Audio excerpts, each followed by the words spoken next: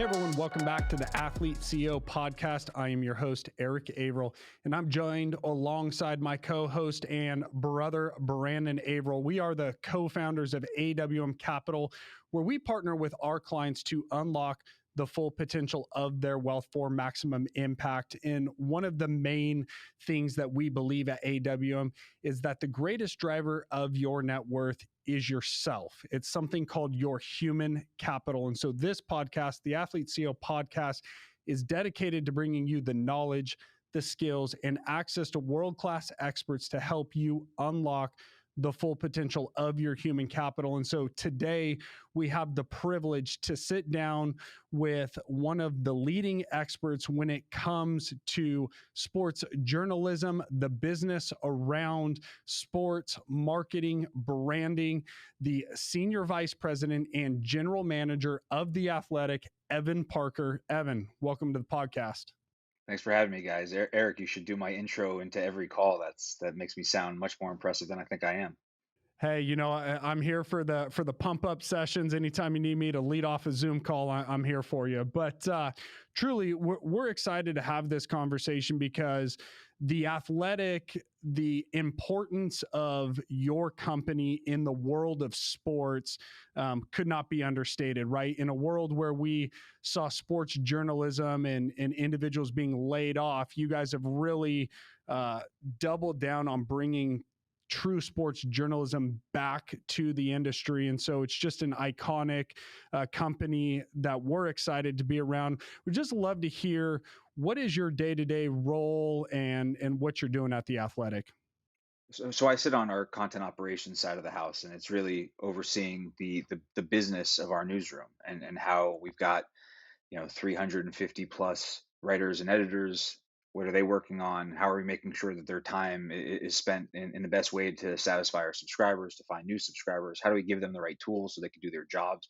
We want our writers and our editors to think every day about the content that they're creating and not the business stuff behind it, the operational stuff behind it. And so that's what my team and I spend our time working on and hoping to give them every tool that they need to be successful. Our business is based on hiring the best possible writers in the world and giving them as much latitude as possible to write the best possible work, to entertain and educate sports fans. And so the less they have to think about anything other than hunting down the right story, breaking news, finding the tidbits that make sports fans fall in love with the game, the better off we'll be. And my team and I and the others at our headquarters group can worry about the boring stuff. Wow, I love the analogy. What went through my mind is your writers are kind of like the players on the field, right? And you're the front office and you're running the operations. And one of the things we talk a lot about with our clients, or just in general, you're actually running the business, right? I understand you have a team that's helping you do that, but it's a very interesting thing that we like to demystify for our athletes a lot of times, using baseball as an example. This is a $10.6 billion industry. These are billion-dollar organizations or teams that are functioning with some of the most intelligent, savvy business individuals in the front office. And that's where I want to bring that to the forefront of this conversation, is for our athletes to learn, really taking their role off of the field of not having to think about anything, and to dive into this conversation of understanding the business dynamics of being a professional athlete. And so before we really dive into The Athlete, I would just love to hear some of the things I've read online, is how you've been so strategic of choosing your guys's, revenue or partnership models, of making the comment it's choosing the right partners. You're not going to just slap banner ads all over your guys' website. Can you talk about how you approach who you guys partner with and how you guys are making those business decisions? Sure. We're lucky. So our business model is subscription based. A writer goes out there and they write stories that people want to read, and people are going to subscribe because of that story. And if we do that well, the revenue from our subscription based business should be the number one thing that matters to the company, the number one revenue driver for us. If we're going to go out and do partnerships, it has to be something that is beneficial to the greater business goal, which is driving subscriptions. Like we're not going to go do a deal that gets in the way of us selling a subscriber to join The Athletic. We're not going to get in the way of the subscriber's experience. And so if you're somebody who consumes a lot of sports content, you're probably used to going to various websites and having autoplay videos and banner ads pop up, and brands that pop into your feed that may not make sense from a sports standpoint. And we're lucky we don't have to do that. If we're going to go do a partnership, we want it to enhance everything that we're offering to our subscribers, and enhance the offering to our writers to give them the tools that they need to do the best work. So for us, it's finding partners that are endemic to the space. You know, betting partners that you could take a look at that and say, okay, yeah, that's a revenue driver, sure, but it also helps us create good content, because at the end of the day, sports fans, a lot of them bet. A lot of people, that's a world that's exploding. A lot of money coming into it, but certainly a lot of interest during the NFL season. You can't tell me that it's not a good story to read about who's likely to win a game. What's the over under going to be? Who's going to do well on the field? It can help you with your fantasy team, and it can just help you enjoy the game itself. I live in California. You're not allowed to legally bet online here, but I still want to know for every event that I'm going to watch who's likely to win and what's going to happen on it. And so betting has a way to enhance content without actually needing somebody to actually put a dollar down. So that's a deal that we look at and say, this actually makes our business better for the reader, regardless of whether or not we're making money off of it. We're going to be writing about this stuff anyways. Ticketing deals, the same sort of thing. We have a deal with a company called Viasat. They provide internet access in airplanes. So if you're flying from, you guys are, I know you're LA based, you're flying from here to Chicago for a meeting, and you're sitting on an American Airlines jet and you want to read your sports app, you can get it for free while you're on American through the Viasat deal, and you can read The Athletic.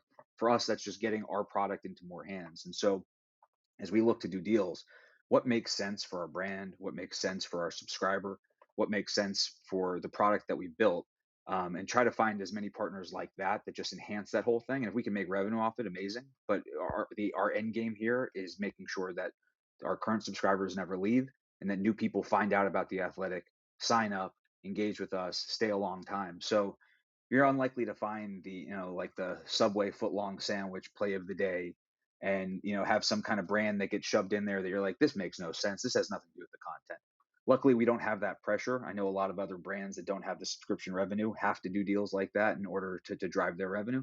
Right now, that's not our reality, and so the more that we can focus on the core product, the more we can focus on the content, and build partnerships that support that, the better off we'll be.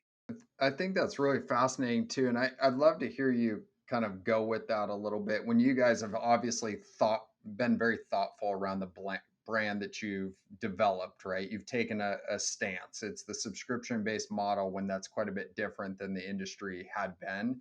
And a lot of our athletes, a lot of our clients, they want to build a brand. They want to, put something out there. So I guess a couple things maybe how when you take it to, an individual or just thinking through the athletic lens, like building a brand, what would you say are some of the most important things when if they are fortunate to be in a position like you guys where most of these people don't need the revenue right away, so they can be a little more thoughtful, maybe a little more patient. They don't have to take every little ad and litter their profile right with ads, or even you think the simple Instagram posts, like they don't have to take every $1,000 post out there. They could be a little more thoughtful about it. I wonder, yeah, if you could share what your advice would be to people that are actually building that reputation.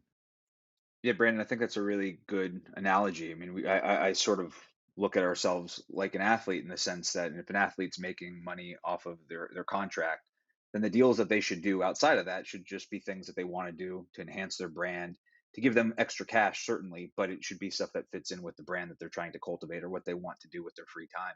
For us, because we have that subscription revenue, we have an ability to go find partners that enhance our subscription business, like it's our revenue from being on contract as an athlete. Before I joined the Athletic, I worked 8 years at NASCAR, and there's no sport on earth that is more closely aligned from a brand standpoint, or partnership standpoint than NASCAR is. And the teams, because of the revenue pressure on the teams, they'll go out and they'll do deals with businesses that are willing to spend a good amount of money with them.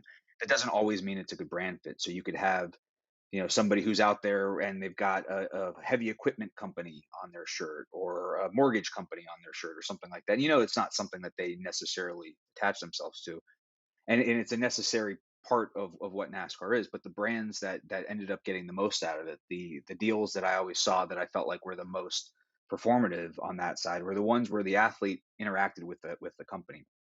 Kyle Busch drives for the 18 M&Ms Toyota. Like he's got a kid. His kid eats candy. Kyle eats candy. Like it fits, right? And that's something that I always think, if you're an athlete and you have the ability to pick and choose who you work with, you should be looking for brands that you would interact with, because authenticity, if you're trying to build a brand, authenticity is the thing that matters the most. So if I use this product and I can look at my fans in the eye and say, I use this product, people are going to believe it. I think they're going to be receptive towards it. The brand's going to get the value they want out of it. They're going to want to do more deals with you. If you're just taking every dollar that comes, then it's going to diminish the ones that actually matter to you, the ones that you believe in. And it'll make I think, a little harder for you to find the brands that you truly care about and believe in. And I think that's it's easier said than done. If you're looking at cash and somebody's like, hey, we're going to give you a bunch of money for an Instagram post to say you eat these, hair growing vitamins or whatever, these gummies, like, maybe I would take it too if I got that offer. But the athletes that are able to say no to that stuff and say, you know what, I care about my brand. I'm trying to cultivate this brand for the long term. I want to have longevity. I'm playing the long game. I want the bigger deals that come because they make sense for me. And I don't have the pressure of having to go do every $1,000 deal because I have revenue coming in through other things, my contract or whatever. The more people can say no to that and be disciplined, I think the better off they're going to be long term in terms of building their brand and getting really big deals that fit what they're interested in. I think that, yeah, it's huge. Eric, I'll let you jump in a sec, but one question I kind of coming out of that I think would be interesting is, you've got, they're building this brand, right? And that all is applicable to making themselves very valuable to the sponsors. I'm also curious, you guys have the end kind of reader, right? That's the person that drives a lot of the value as well to the sponsor.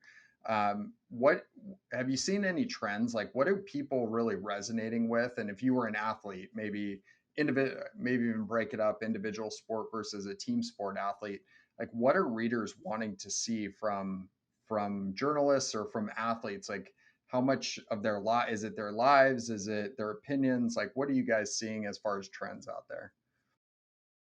Personal interest stories where you get to know the athlete beyond sort of the game always matters, especially for sports where somebody's wearing a helmet. If you're talking about the NFL, if you're talking about motorsports, things like that, you don't really get that personal connection with an athlete like you do in baseball or basketball or golf, some of those individual sports. And I think it's always harder to connect. I mean, you've got people in the NFL, the Tom Brady types that can go do 1,000 deals and it doesn't matter. But the average player, or whatever, it's 53 men on a roster. A lot of those guys are completely anonymous to people outside of the hardcore fan. They can walk down the street and somebody, other than the fact that they're probably enormous, may not know that they're a professional athlete. And so for us, it's finding those interesting stories about somebody's life, what they like to do outside of the field, how they approach their workouts, how they approach practice, how they approach playing, their past, their interests outside of those things. That personal interest piece always works for us from a content standpoint, but I think it's also how you can resonate with the fans and resonate with consumers. If you're able to connect to them something other than your 40-yard dash time or how high you jump, you need something else for people to want to go buy your gear. And using Tom Brady as an example, sure, he's one of the best, if not the best, quarterbacks, football players, athletes to ever live. But I think what makes him unique is the fact that he's able to relate to people, that he's able to show himself. I was joking about Subway, but there's a Subway commercial running all the time now, where the end bit is Brady joking about how he'll only eat bread because it's a commercial, and I think that gives people this side of him that makes him relatable, that makes him interesting, that makes them want to say, well, Tom Brady does this, that's cool. And you have to take people kind of behind the curtain. The athletes that just approach everything like this is a job, that I'm just going to say my piece, I'm going to get out of here, whatever the line is in the commercial, I'm going to read it, I'm going to move on. If you haven't shown your personality, if you haven't shown your authentic self, it's really, really difficult for people to care about you beyond your stat line. Very, very, very helpful. One of the things, and it's still staying on this trend, you working in partnerships and the experience at NASCAR. And I think I'd heard on a previous podcast that you'd maybe worked at an agency previously. One of the things that us being business owners realize is business is done when there's a value exchange. And a lot of times when we talk to our athletes that are maybe frustrated with the lack of deals coming in, is we like to ask them a question is like, well, what value are you providing to your partners? And so just, I would love to hear your, your opinion or advice on, for an athlete, what does it mean to be a good partner, and what are things that they could do to start to build a reputation and probably relationships for being known as a great partner, that it's not just a money exchange for an Instagram post? I love the question. When I was agency side, when I was at NASCAR, I spent a lot of time working with athletes on brand deals and with brand partners. And you can always tell the ones that care, the ones that truly believe in the partnership, the ones that use the product, the ones that actually want to do more partnerships and don't feel like it's a nuisance to them to have to show up to a TV set for a commercial shoot or for a photo shoot or whatever. I mean, it's that simple. You have to care. You have to understand that these people are paying you money.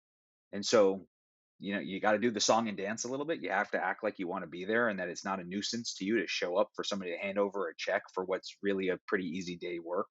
The amount of times that I did deals with athletes that they'd show up and they'd just be a pain in the ass from the minute they got there until the minute they left.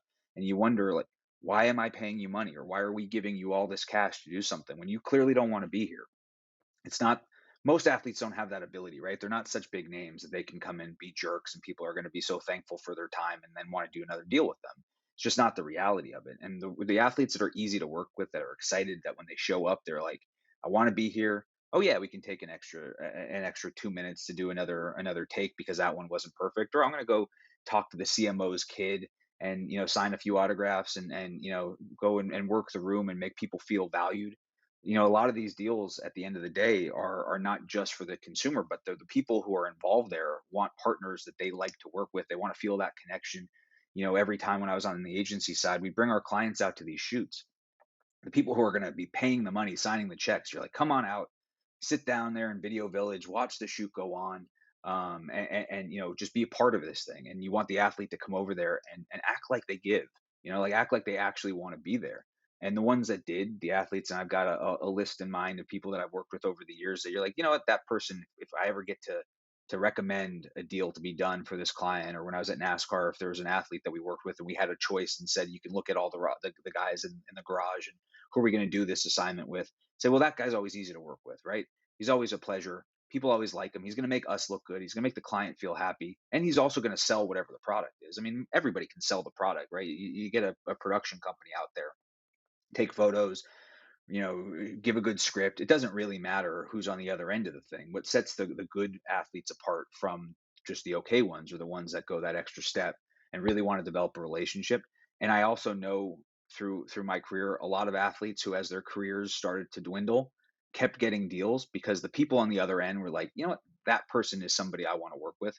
That person is going to come here, give their all, and I know we're going to get the best out of them. So we're going to keep giving them deals. We're going to keep doing these PSAs because at the end of the day, this person is going to bring it for us versus these other people who might be more relevant, but frankly could be a pain in the ass or really not do what we need them to do in order to be successful. As a follow-up question, where you sit in your role in the front office, the business, you're probably not handing out dollars or partnerships based off of some affinity, right? Or there's analytics, there's business sound principles behind it. I think one of the things that athletes are coming to the realization of is their competition isn't necessarily the guy across the field from them for that marketing deal. It's the influencers. It's really anybody today. Can you talk a little bit about what type of, I guess, business awareness or education, if you were sitting down with an athlete who's thinking through this, how do they find their niche? What are the ways that they've got to deal with this reality of just being an athlete? Yes, it's going to produce some opportunities, but it's probably not going to make you that valuable in today's sports economy. It's a great question. And competition today is different than it's ever been before. You'd say, oh, the athletic, your competition is ESPN and CBS and Bleacher Report. No, it's those guys, but it's everybody with a TikTok account. It's the New York Times. It's, going to the movies if you're able to do that. It's anything that takes your time and attention, anything that takes your money, because we're all competing for the same finite resources, right? Every human being's got 24 hours in a day. Everybody's got a certain amount of dollars in their pocket, and every single decision, they're not just comparing you with something else that's similar. Like in the old days, you'd say, oh, well, like a Ford, the competition for a Ford is a Chevy or for a Toyota.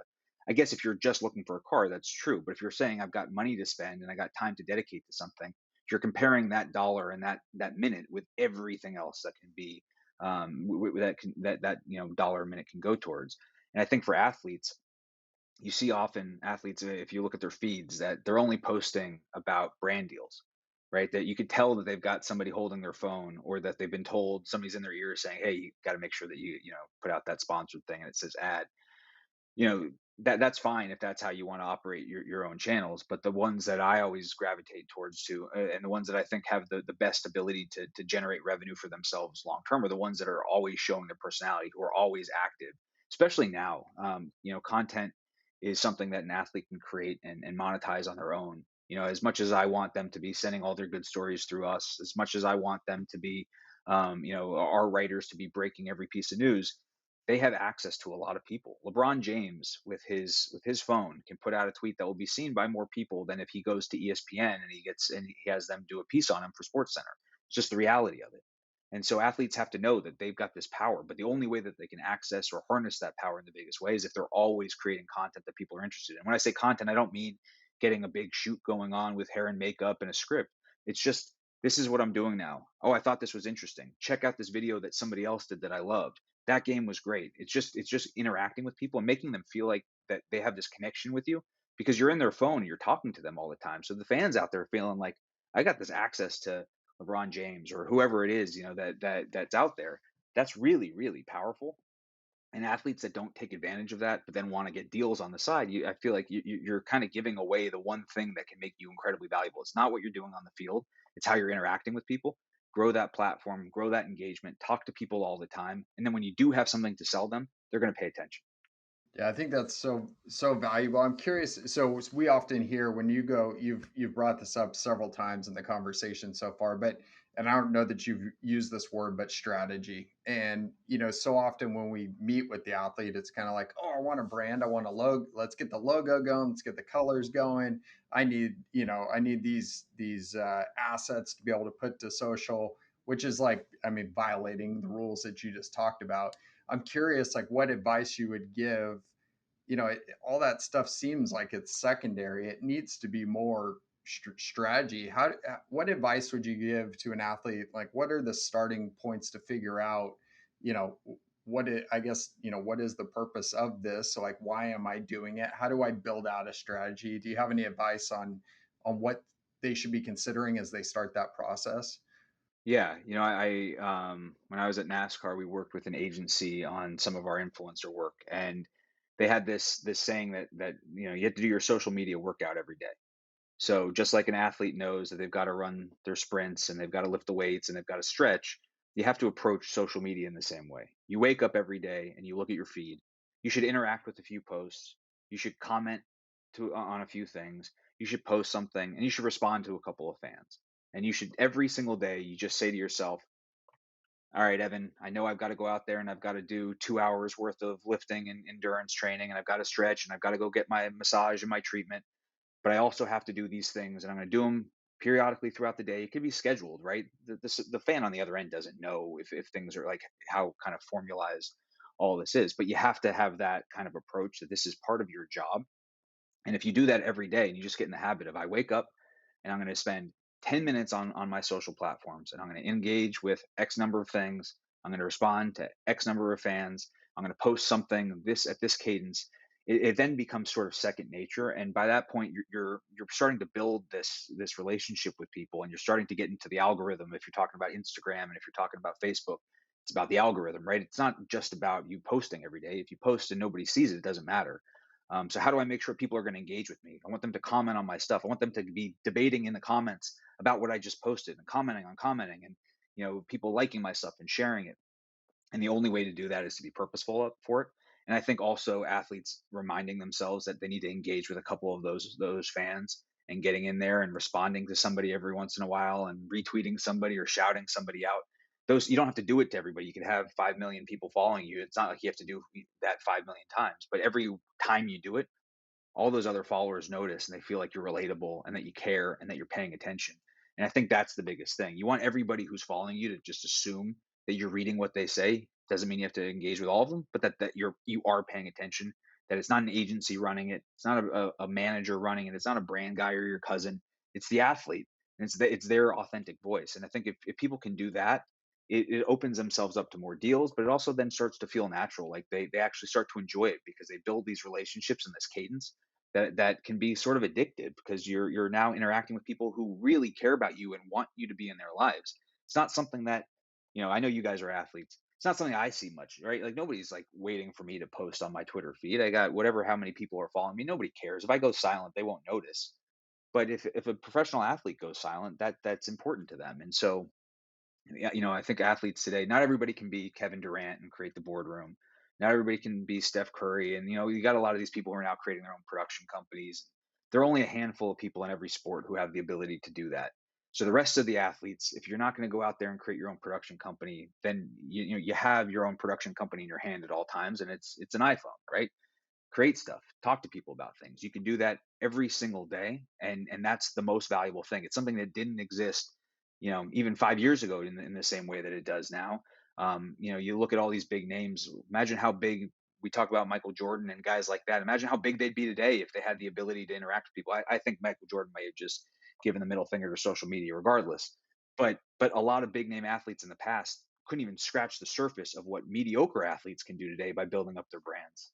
Yeah, there's a lot of different avenues. I would love to take that. One of the things I hit on was just the professionalism that I think, as you said, putting this into your daily routine or your daily cadence for your social media workout is what we try to talk to our clients a lot about. Is you are a professional athlete because of the skill set you have and the work ethic of what you do on the field.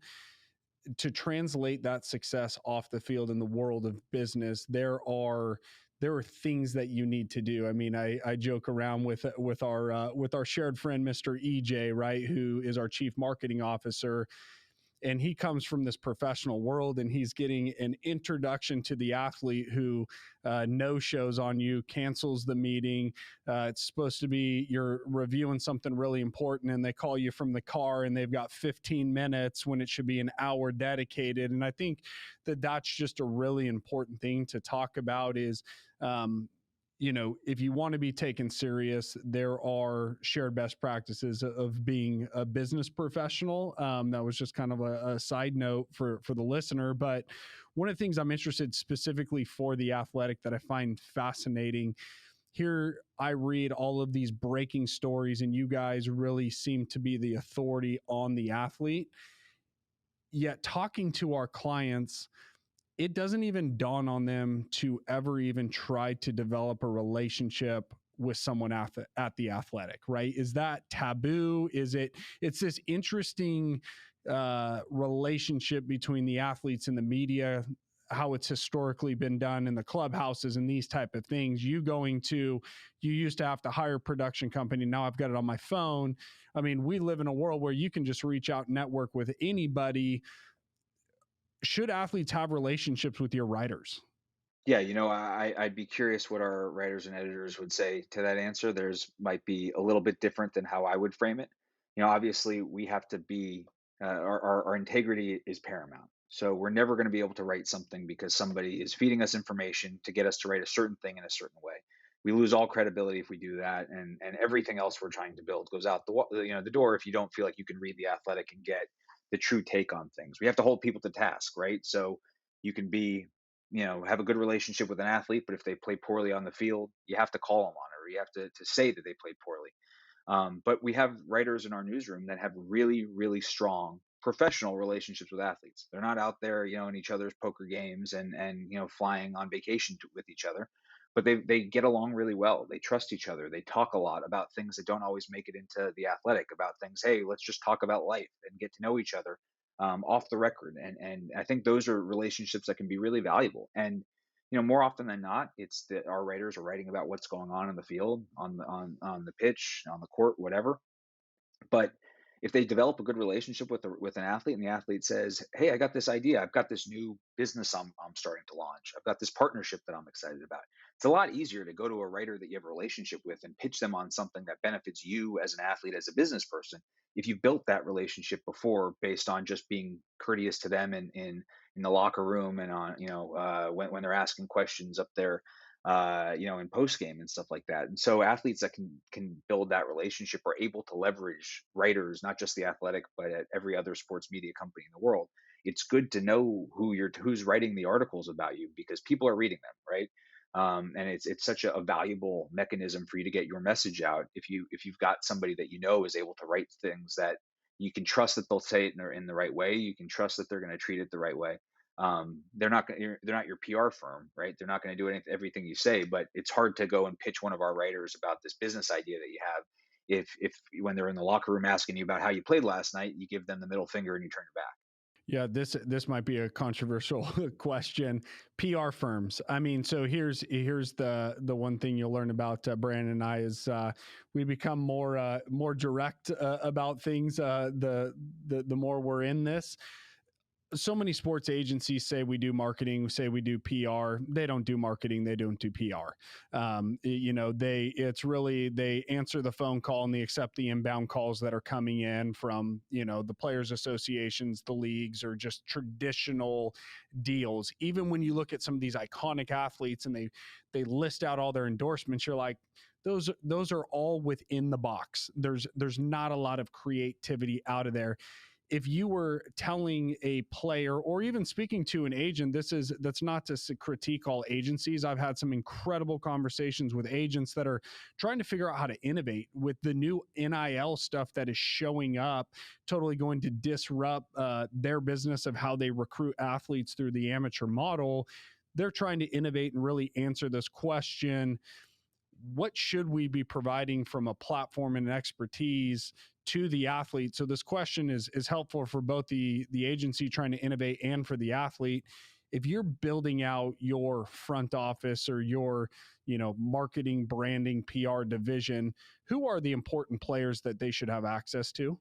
I think that I've said authenticity multiple times, and it's the truth. A PR firm, and I worked at a PR firm. If they send a press release to a bunch of people trying to pitch a story, is less compelling than one of our writers seeing something on an athlete's social feeds and saying, "Hey, that would be a good story."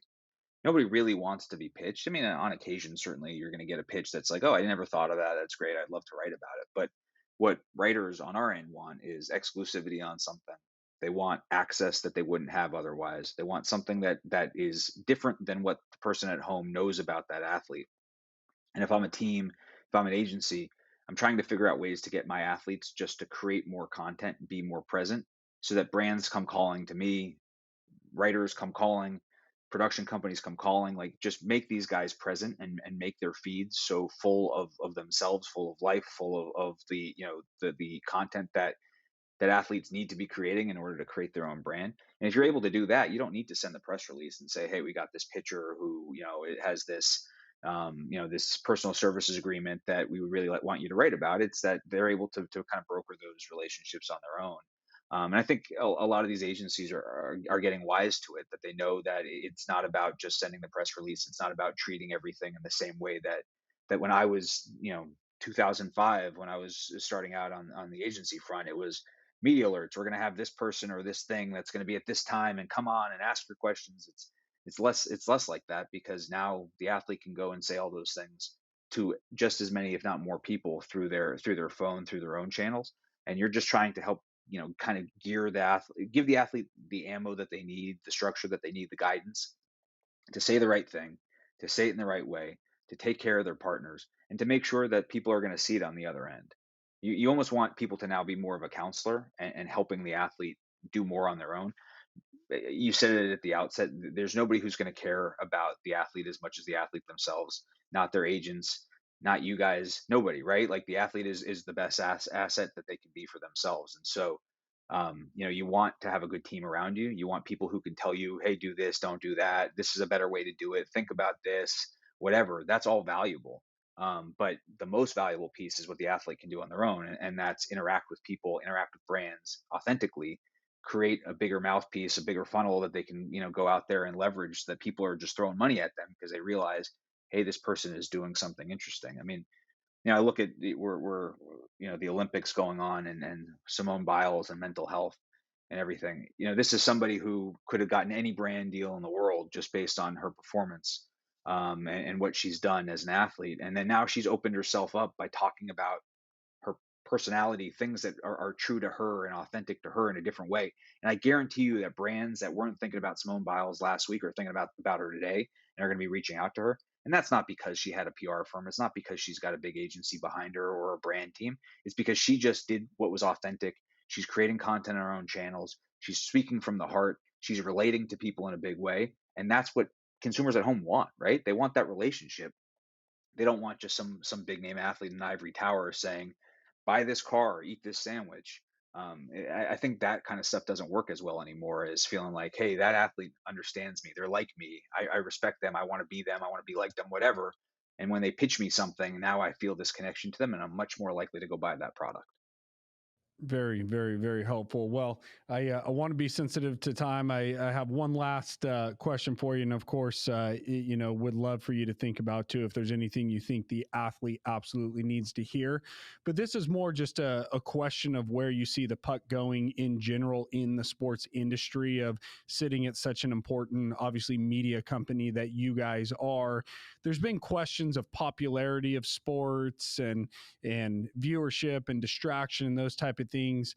Are there certain sports that are trending up that we should be paying attention to? Where do you see really the risks lying? We've seen so much private equity money and venture money piling into sports through different mediums. Just love to get your take on what's happening in the industry. Yeah, I know that the ratings for a lot of sports are down. I'm not a huge believer that means interest is down. I think people are just consuming the content in a lot of different ways. Rather than watching a 48-minute basketball game or a 9-inning baseball game, you can go on your phone and you can get the biggest and best plays that happen. And I think so more people are paying attention to baseball probably than ever before. They may just not be sitting down, at Dodger Stadium for the 9 innings. They may not be sitting in front of their TV for 9 innings, but they're interacting with it. They're following the athletes. They're paying attention to the highlights. That's valuable. So it's just, I think it's a changing of consumption habits more than it is a lack of interest in sports. And there are a lot of sports that are growing. The PLL is something that didn't exist a couple years ago, and is picking up a lot of momentum, and people are paying attention to lacrosse in a way that they never did before. Women's basketball is as hot right now as it's ever been, and is only going to continue to grow. What's going on with the WNBA and college basketball, those sports are exploding in a big way. The Olympics gives opportunities for people to pay attention to sports that they wouldn't otherwise. Skateboarding getting to be on primetime NBC and showing these 13-year-old girls who are out there winning medals. Like that means that these people are going to have decades long relationships with their fans that they built when they were literal children, right? That's so powerful. And yeah, that doesn't mean that everybody's like getting to their house at 6 o'clock to turn on the TV and everybody's watching the exact same thing at the same time. But I guarantee you that more people know the names of the biggest name baseball players than they may have 10 years ago when the ratings were up, because they're interacting with those athletes in different ways.